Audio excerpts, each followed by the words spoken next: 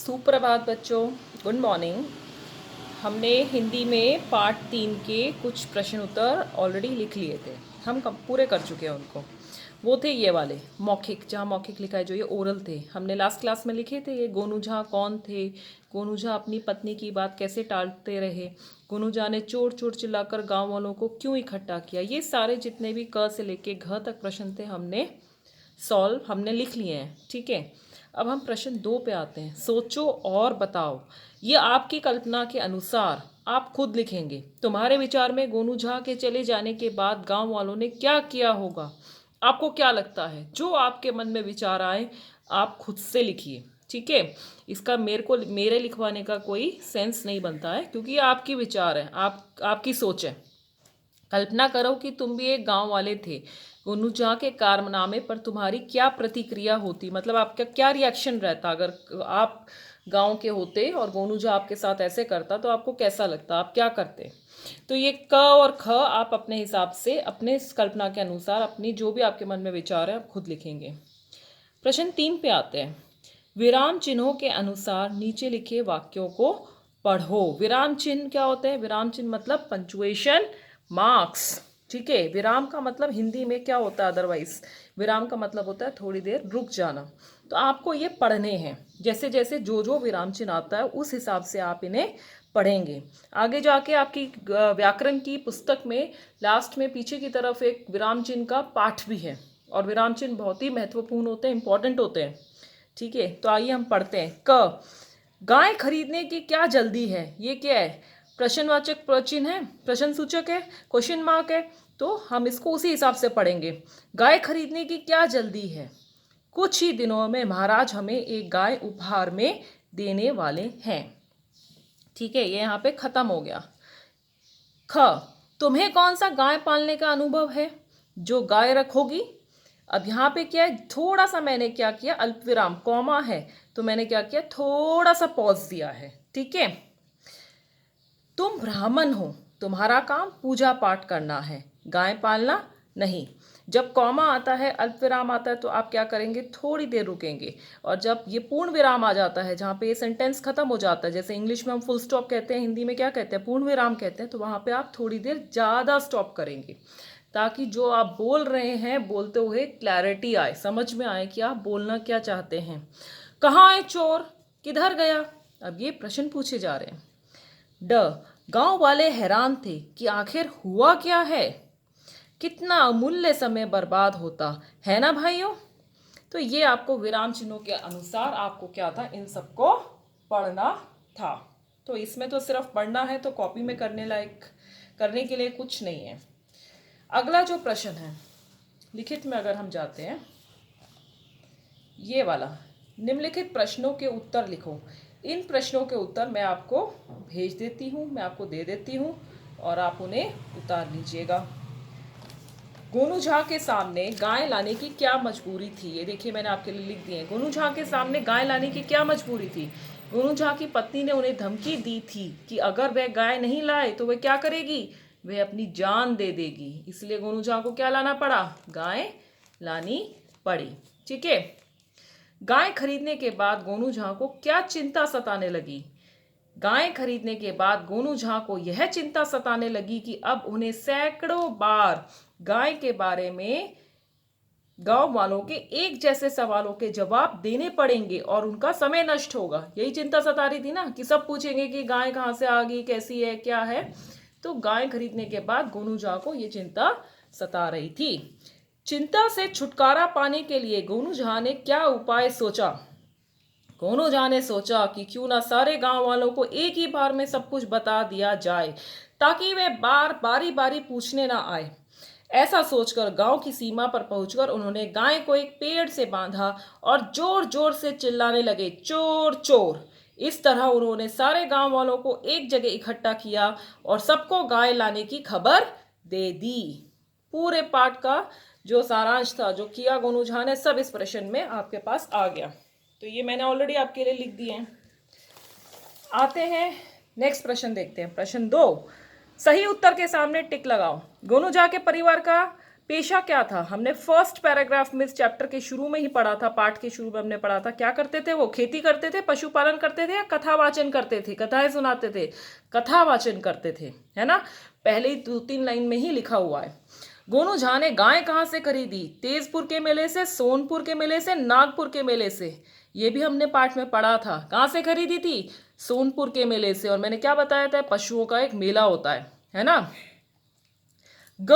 गोनू झा ने क्या चिल्लाकर गांव वालों को इकट्ठा किया? क्या चिल्लाया? प्रश्न में भी था। क्या चिल्लाया था? बचाओ बचाओ, चोर चोर, गाय आ गई। गाय आ गई तो नहीं बोल रहे थे, वो बोले थे चोर चोर। तो चोर चोर के सामने टिक लगाएंगे। ये आप अपनी कॉपी में नहीं लिखिए, पर ये 1 वर्ड में छोटे छोटे प्रश्नों में पूछा जा सकता है, अक्सर पूछ लेते हैं, ठीक है। तो ये दिमाग में सारे छोटे छोटे प्रश्न रखने जरूरी होते हैं। गोनू झा कैसे व्यक्ति थे? पाठ के आधार पर तुम जो सोचते हो लिखो। कैसे व्यक्ति थे? समझदार थे, अक्लमंद थे, कैसे थे?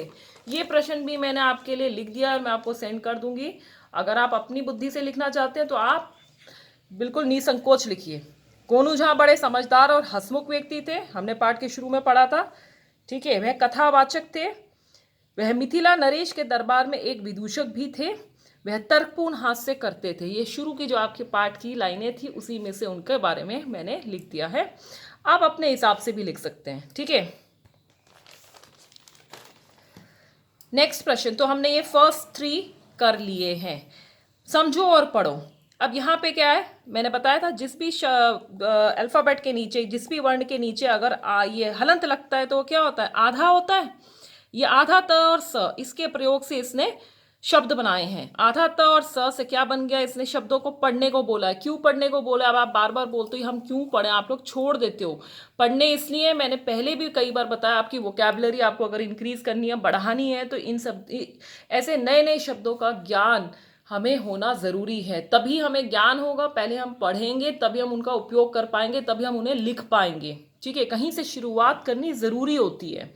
अगर हम शुरुआत ही नहीं करेंगे, ऐसे ही छोड़ देंगे, सिर्फ जो दे रखा है सिंपल सिंपल चीज़ें ही करते चलेंगे, और हम ये सोचेंगे कि ये तो कोई पूछता नहीं है, परीक्षा में से छोड़ देते हैं, तो हमारा ज्ञान जो है वहीं पे रुक जाएगा, हमारी जो वोकैबुलरी है बढ़ेगी नहीं, ठीक है। तो इनको पढ़िए, कुछ ना कुछ अगर आप पढ़ेंगे आपके दिमाग में थोड़ा ना थोड़ा पक्का से पक्का रहेगा।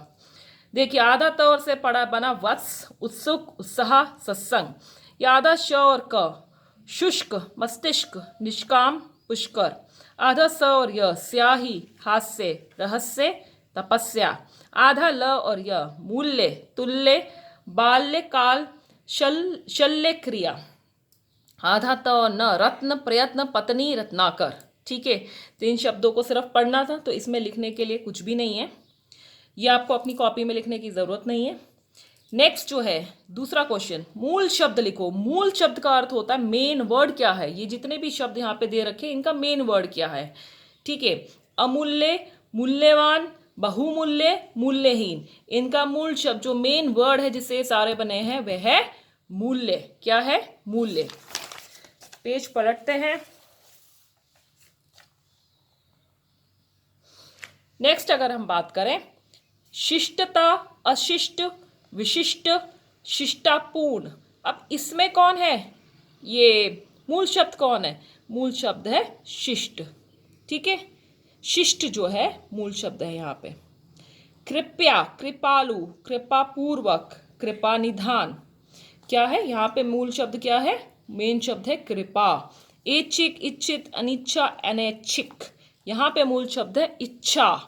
जब आप इन शब्दों का उपसर्ग और प्रत्यय का पाठ 6ठी कक्षा में पढ़ लेंगे तब आपको इसमें से मूल शब्द छांटने बहुत आसानी से आप ढूंढ पाएंगे, ठीक है। ये आप क्लास 6 में पढ़ेंगे उपसर्ग और प्रत्यय। अभी के लिए आप इतना ही कीजिए कि ढूंढने की प्रयत्न कीजिए। आवश्यक, आवश्यकता, अनावश्यक, अवश्यन भावी। आवश्यक है यहाँ पे मूल शब्द, मेन वर्ड है यहाँ पे आवश्यक। सीमित, असीम, असीमित, सीमांत। यहाँ पे जो मूल वर्ड है सीमा, ठीक है। तो ये वाला प्रश्न हमारा खत्म हुआ। प्रश्न 3 पे अगर हम जाते हैं, पढ़ो, समझो और लिखो। दिन रात मतलब दिन और रात। 2 3, 2 या 3। हरे हरे, हरे हरे मतलब हरे हरे पेड़ थे, मतलब कैसे पेड़ थे? बहुत हरे हरे थे। अब इनके बीच में जो आप देख रहे हैं ये डैश लगा हुआ है, इसको हम क्या बोलते हैं? इसको हिंदी में बोला जाता है योजक चिन्ह। क्या बोलते हैं? योजक चिन्ह। और इंग्लिश में बोलते हैं हाइफन। अब ये योजक चिन्ह क्या करता है? ये या तो एक जैसे शब्दों के बीच में लगते हैं, जैसे हरे हरे हमने बोला तो हरे हरे के बीच में हमने योजक चिन्ह डाल दिया, या उल्टे शब्द के बीच में लगते हैं, जैसे दिन और रात बोला तो दिन और रात के बीच में क्या आ गया? योजक चिन्ह आ गया। दो शब्दों को जोड़ने या शब्द युगम मतलब पेयर, शब्द युगम मतलब पेयर, पेयर बनाने के लिए और या अथवा आदि योजक शब्दों के स्थान पर ये योजक चिन्ह का प्रयोग किया जाता है। इस चिन्ह को योजक चिन्ह कहते हैं। पाठ से ऐसे शब्द चुनकर लिखो जो योजक चिन्ह से जुड़े हैं। तो ऐसे बहुत सारे शब्द हैं आपके पाठ में जो योजक चिन्ह से जुड़े हैं। कौन से हैं? कुछ याद आया आपके पास? अगर आप ढूंढोगे तो बहुत सारे मिल जाएंगे, पर क्योंकि आप ढूंढते कम हो तो लो, ये मैंने ढूंढ के रखे। पूजा पाठ, सुन सुनकर, अच्छी सी, जैसे जैसे, चोर चोर, बारी बारी, ये कुछ योजक चिन्ह के यूज जहाँ यूज हुआ था, हाइफन जहाँ जहाँ यूज हुआ था, वो कुछ कुछ वर्ड्स मैंने इकट्ठे करके रख दिए। आप ढूंढिए और समझिए कि योजक चिन्ह देखिए कैसे कैसे यूज हुआ है। ठीक है, तो पेयर बनाने के लिए, दूसरा एक जैसे शब्दों के लिए या फिर उल्टे शब्दों के लिए हम योजक चिन्ह को क्या करते हैं? इस्तेमाल करते हैं। अगर हम अगले प्रश्न पे जाते हैं, तर्क प्लस पूर्ण तर्कपूर्ण, प्रेम प्लस पूर्वक प्रेम पूर्वक, पूर्ण और पूर्वक लगाकर चार चार शब्द लिखो और उनका वाक्य में प्रयोग करो। ये आप ढूंढिए, अपने आप ढूंढिए, सिर्फ शब्द लिख दीजिए, वाक्य बाद में बनाइए। ठीक है, सिर्फ शब्द ढूंढ के सोचिए कि क्या हो सकता है। जैसे प्रेम, पूर्ण और पूर्वक, पूर्वक और पूर्वक और पूर्ण, पूर्वक से प्रेम पूर्वक, एक आपके पास वैसे ही शब्द आ जाता है। ठीक है, और पूर्ण से क्या? संपूर्ण। ठीक है, प्रसन्नता पूर्वक, कल्पना पूर्वक, आप ऐसे सोचोगे तो आपको वर्ड्स मिल जाएंगे। इसको भी कॉपी में इनको करने की कोई आवश्यकता नहीं है, इसको भी करने की कोई आवश्यकता नहीं है। अमूल्य और स्वभाव शब्द मूल्य और भाव शब्दों में क्रमशः अ और स्व उपसर्ग लगाकर बने। अ और स्व उपसर्ग मतलब जो पहले आ रहा है ना, मेन शब्द के पहले जो लग रहा है। अ और स्व उपसर्ग लगाकर चार चार शब्द लिखो। अ से मतलब ऐसा शब्द जहाँ पे कि ऐसा कोई वर्ड बनाना है जहाँ अ आगे आए और मेन वर्ड पीछे रहे। अकाल, अनेक, अमूल्य, असत्य।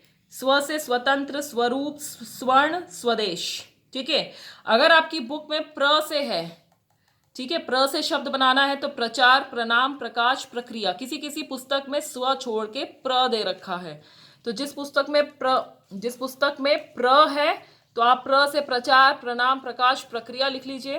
और स्व है तो स्वतंत्र, स्वरूप, स्वर्ण, स्वदेश ये लिख लीजिए। अ तो है ही है, अकाल, अनेक, अमूल्य, असत्य, अधर्म, कुछ भी आप लिख सकते हैं।